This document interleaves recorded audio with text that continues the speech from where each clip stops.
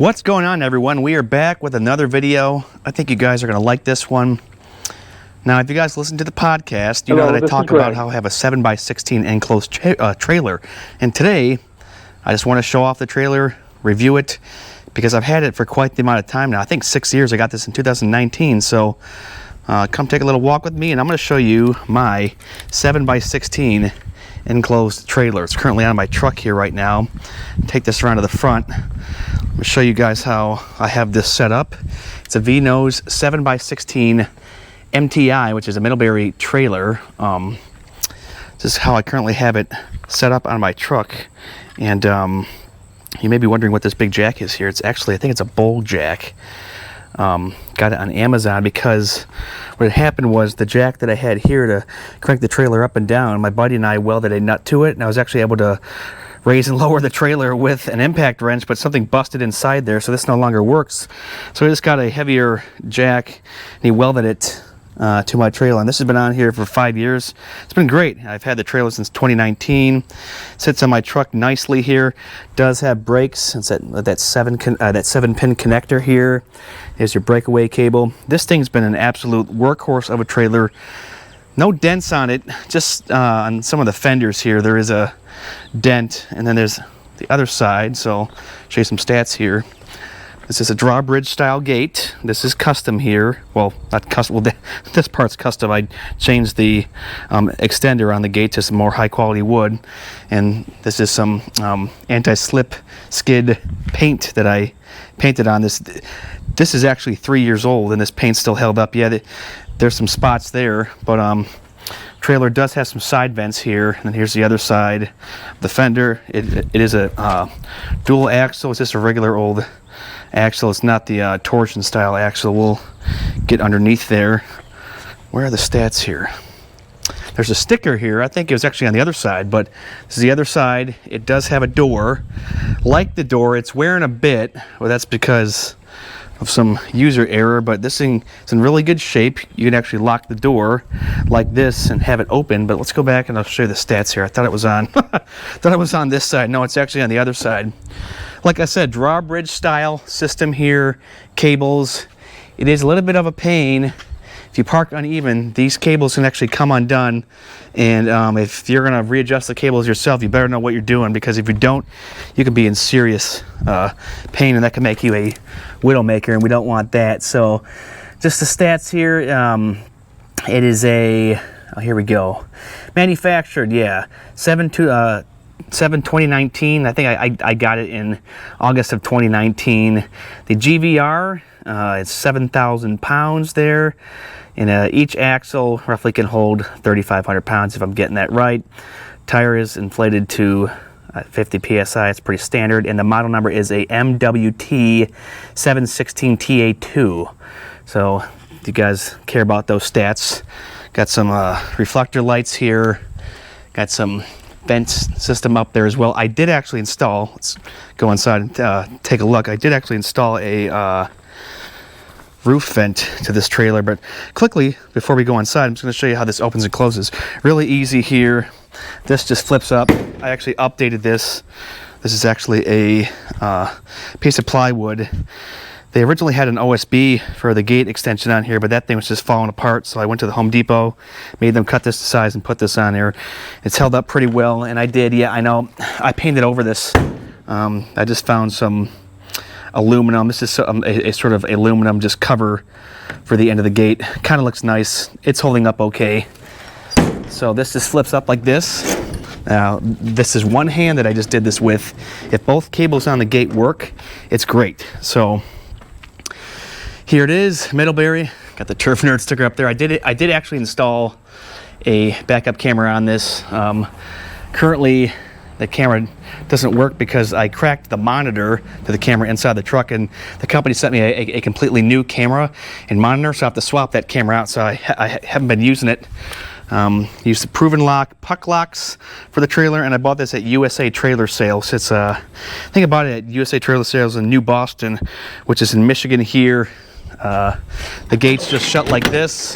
So when I go on to the next lawns, if I'm in a neighborhood, sometimes I'll just shut one of them, but you want to shut both. I did have one of these latches bust on me, because if you don't watch it, or if you know, when you're closing the gate and putting it back up, these can actually turn in sometimes, and the gate can actually bend these things in. So you got to watch out there. But super nice here. These handles are great.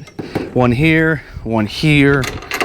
I mean, it's a really good aspect of this trailer that I like. And then there's these little pucks here. I haven't really changed. I think I changed one of these pucks, actually. They've worn well. My tip and my advice to you guys is if you do have an enclosed trailer and you park somewhere, make sure it's on a pretty flat, even surface, and you'll evenly wear the pucks. But yeah, check this out. I'm gonna bring this down with one hand here. Super nice.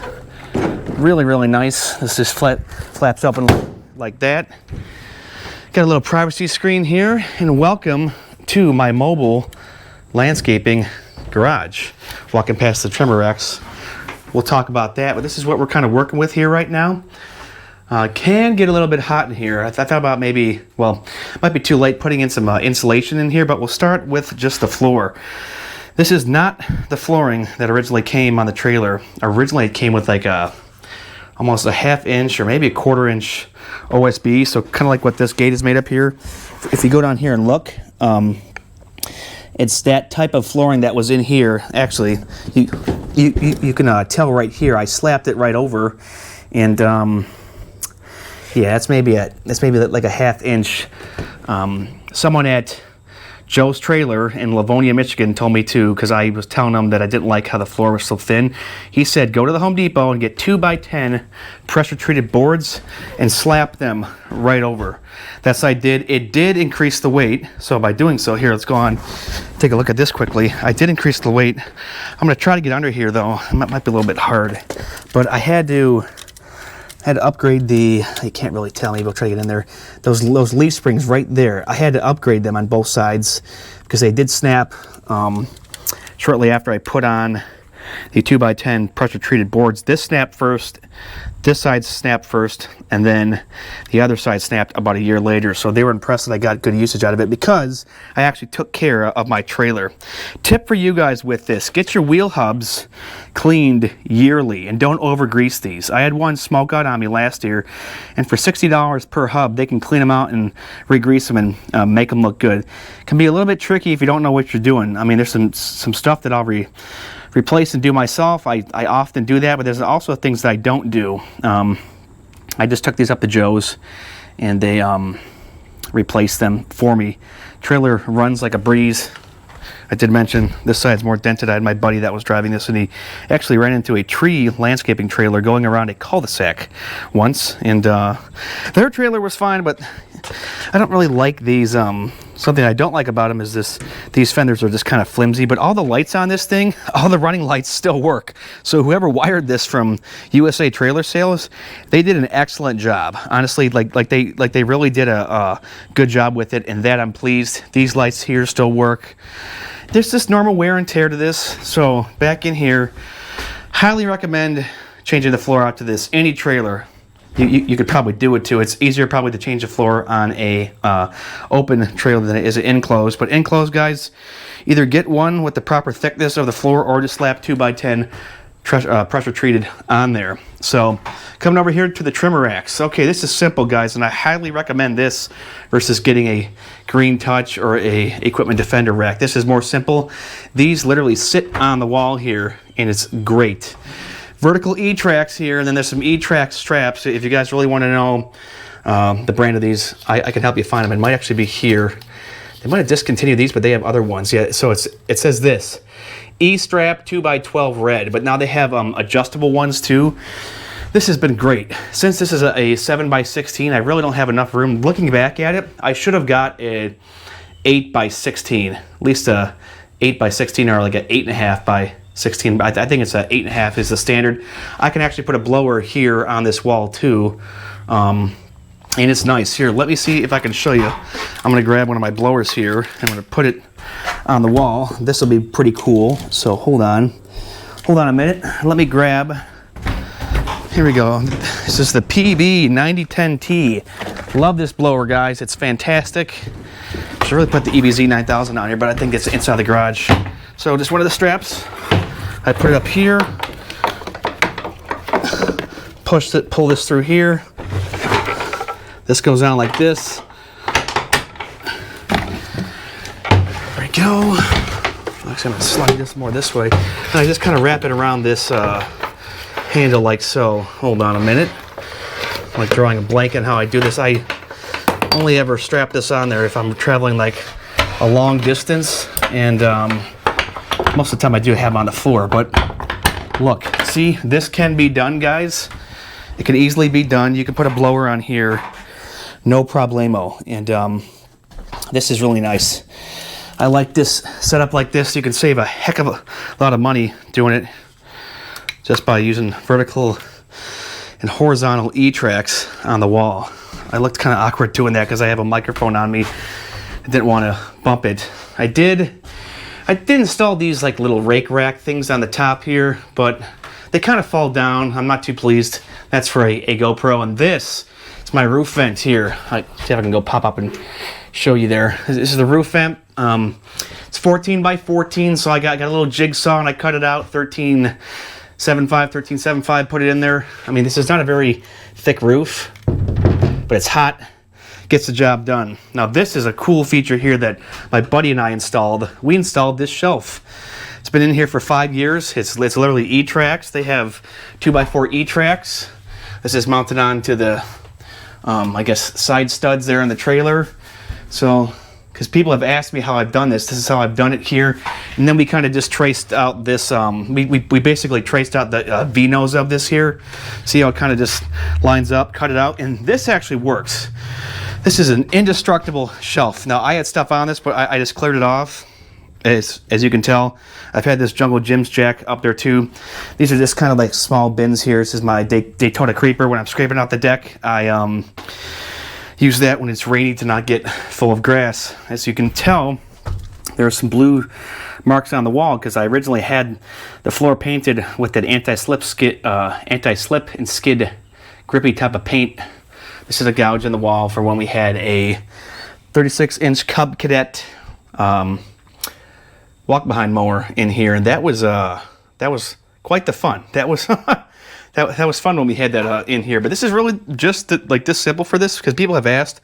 I should put a lip on this, but I haven't. Some stuff does fall down, but predominantly my trailer stays really level when riding. There's 2 of those screws back there on the wall. Can't really tell, but there's this one and this one. That one is popping out. Some of these screws here, like these stud type of screws, these star stud type of screws, they have actually backed out a bit, but it's few and far between with that. But check out, back to this though, this rack. This blower is heavy, and none of these screws have became loose or have come loose. Excuse me, proper English. Same over here. This is a Milwaukee M12 grease gun. Love that. Always try to carry, guys, on your trailer. I don't care what it is. Fire extinguisher. You'll save yourself.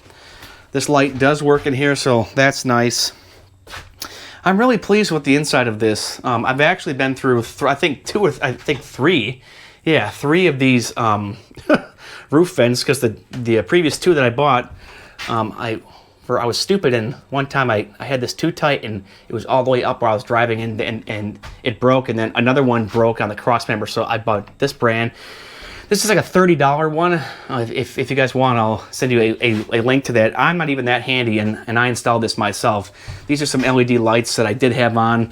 Haven't ran these in here a while, but if you're doing night work out here and you need more light, these are definitely the way to go. So, guys, I'm really pleased with this trailer. In many aspects, I am a little bit disappointed because they labeled this as a mid-grade landscaping trailer, but it didn't really meet that mark. It was pretty cheap. I mean, the flooring, upgraded that, and then just some cosmetic wear and tear over time. Like see here, this, I mean, those are completely gone. Those were in there. Those backed out. I think they used too short of screws. These rungs here are about 16 inches apart. And same with the bottom. So I screwed in carpentry screws and like all over this, and some I actually hit the studs, and others I didn't. But these 2x10 pressure treated boards aren't going anywhere, and you're able to fit 2 60-inch mowers on here. you can fit 2 riders or 2 stand-ons. You're getting really close with the 2 riders because the riders are longer, but 2 stand-on mowers in here fit nicely. The floor's a little dusty in here and dirty because I've been doing aerations. So kind of another cheap aspect of this is this lock system here. I'll have to open it there from the front, but if you can tell, this bolt doesn't quite even meet this lip in here, and we actually had to kind of drill this down, like angle grind something out in there, because this wasn't, this whole unit was actually hitting part of the bottom of this, what's that called? That hinge cover, that hinge plate cover. So we actually had to angle grind some of that out because this wouldn't actually, this hinge latch wouldn't actually go into the hinge plate area. It was kind of bizarre. Yes, down here, this is totally gouged. This is why I work solo and I work alone, because we had the walk behind that was gashing up against this, and this door is kind of cheap. I'm thinking about just taking some spackle and just kind of evening out this door. I could replace this, but or just buy a new door. That's also the other alternative, is to like literally just buy a new door, and I might just do that. Not entirely sure, but see, we didn't have the most perfect cutout under here, but this has been fantastic. Like this shelf, people have asked. Simple thing to do. It's just 2x4s and then plywood. That's it. And then E-tracks with the E-track studs for that. This has really just been the inside. Yeah, the wiring in here has actually been fantastic. No issues. Nothing's ever went out here. But yeah, looking back at this, should have definitely gotten 8.5 by 18, or at least 8.5 by 16, because the 7x16 doesn't quite cut it. Okay, so here's the issue with this drawbridge system. If you're not parked even, see how this cable is wrapped around this spool type of thing? Yeah, you can definitely get the cable off the spool if you're not parked even, and it's a pain to change. You can put something in here to stop the tension, and then this will kind of adjust, because these have to be loose. You can try to wrap up the cable loose all by itself, but it's really hard to do, and just by loosening this, it's far easier. Little cosmetic wear here on the sides. When you have people that don't know how to drive mowers, they have hit the sides here. That's okay. There are Zerk fittings on these gate hinges that I've greased a couple times. If anything does break, it would be these, but these haven't broken yet, and luckily I have a friend who welds. But this gate is far heavy when only one of these cables work. So just be really careful, guys. Make sure you know someone who works on garage doors. This is literally like a garage door drawbridge style opening system. Flag's a nice selling feature when you got to use a bathroom and want some more privacy. But let me show you this gate here. So this gate, or side door, I'm calling it a gate. I have a regular old master lock padlock on this. I actually had to angle grind a proven lock off of this once because I lost the key. Don't ask. This opens like this here. This actually, if you push it all the way open, will stay open. There's some tension on it, but yeah, this has been pretty gouged up here, and that's a-okay. Like I said, I might just spackle something like this. I'm not entirely sure what I want to do with this, or literally just buy a new door. But nothing's inexpensive right now. Like, everything is very expensive. I'm putting up my tripod here. I'm gonna try to show you what the undercarriage of this trailer looks like. I've kept this out of the elements, guys. I actually stored this for a while when I actually rented out a storage unit. I stored this trailer in a heated facility for the winter, and the axles are pretty nice. I did have to replace one because when my bearing smoked on the wheel hub there, it ended up ruining part of the, it like scored part of the axle, so I had to replace the axle. That wasn't cheap. These haven't moved here. These hinges on the doors have been great. None of these bigger screws have backed out.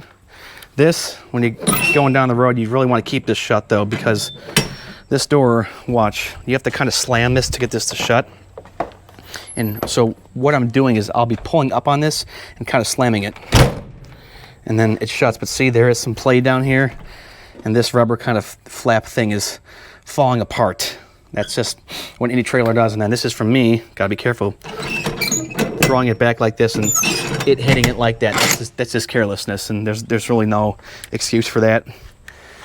No dents on this. I've power washed it off a couple times. It's actually not dirty, but it does need a bath. That's the one problem. I did try to caulk.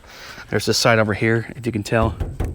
It's kind of been slit there. I caulked that, and that didn't quite work. Let's see if I can show you, try to give you a sneak peek of the roof vent here quickly. I'm gonna do this kind of with no, to be able to see what this will look like. Hold on.